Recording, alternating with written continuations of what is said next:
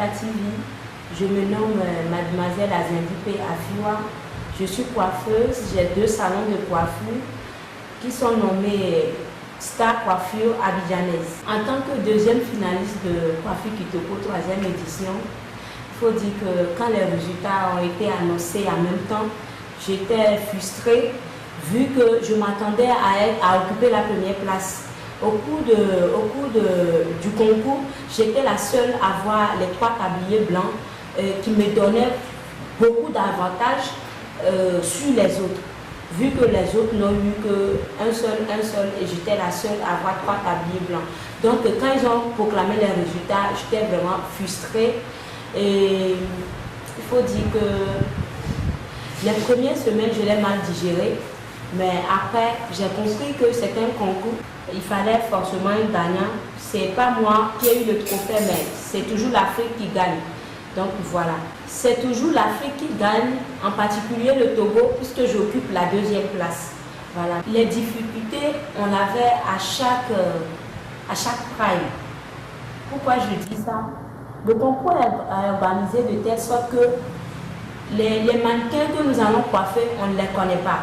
On ne connaît pas les cheveux qu'on va coiffer. Et on ne sait pas non plus le sujet. Ouais.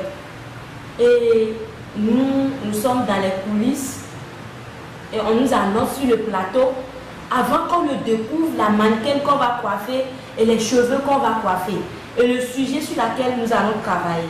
Waouh, je vous assure, c'était vraiment difficile. Et après, quand les jurys nous notent, au prochain prime, tu te dis, je dois fournir plus d'efforts, je dois me préparer pour plus de problèmes. C'est-à-dire, tu ne sais pas vraiment à quoi est-ce que tu vas te confronter, donc tu te prépares à tout. Et vraiment, je vous assure que ce n'était pas facile. C'était vraiment difficile, mais c'était notre devoir d'assurer. Et j'espère que j'ai fait de mon mieux. Par exemple, on nous a demandé de faire les nattes Peul. Je crois que ces nattes-là sont faites en général chez les Peuls et au Burkina. Et ici au Togo, ce n'est pas courant. Donc ça, c'était du nouveau pour moi. Par rapport au concours, mon séjour, au cours du concours, il y avait des bons moments et des mauvais moments. Pourquoi est-ce que je dis ça? C'était intéressant quand on était ensemble dans la villa. C'était 8 pays participants dont le Togo fait partie, moi. On était ensemble comme des frères et sœurs. C'était intéressant là. Mais les jours qu'on avait des primes, le stress était vraiment haut. Et après les primes, quand on revenait à la maison, on était vraiment stressé parce que si tu n'as pas eu des bonnes notes et que tu rentres, forcément on avait besoin de quelqu'un avec qui partager et tout. Mais quand on revient, c'est pas ça. Hein.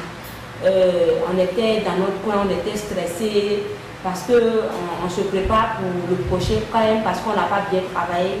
Tu te prépares pour le prochain prime, comment faire pour vraiment être bien au prochain prime. Donc il y avait le stress et au même moment il y avait la joie quand il n'y avait pas de prime. En général, les gens ont l'habitude de dire que la coiffure n'a pas de valeur ou les coiffeuses et les coiffeurs n'ont pas de valeur. Mais je vous dis, c'est faux. Parce que la coiffure a fait de moi ce que moi je suis aujourd'hui. La coiffure, c'est un métier noble.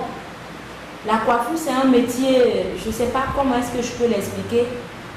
C'est la coiffure, on est indispensable. Sans la coiffure, les artistes n'existent pas. Il n'y a pas de cinéma. Il n'y a pas la beauté en fait, sans la coiffure. Donc la coiffure, c'est un métier très très important. Maintenant, je vais m'adresser aux coiffeurs, aux coiffeuses. Je veux dire les patronnes et les patrons. Vous savez, c'est à nous-mêmes de donner la valeur à notre métier. C'est à nous-mêmes de donner de la valeur à ce que nous faisons. En tant que patronne, comment est-ce que tu traites ton travail? Comment est-ce que tu travailles dans ton atelier? Quelle importance tu donnes à ton travail?